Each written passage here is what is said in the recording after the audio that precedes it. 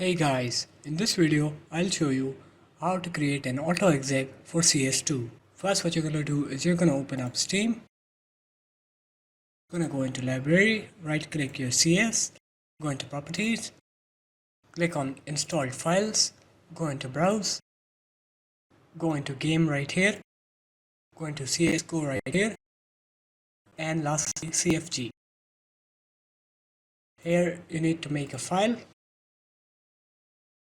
name it lol.cfg. We'll open it up, we'll write the first command echo lol.cfg executed.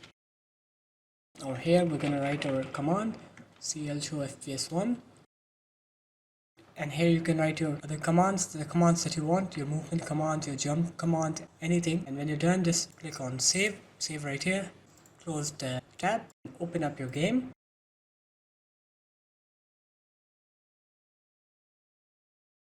And here you're gonna open up your exec, you're gonna execute your config exec lol, and here it shows lol.cfg executed.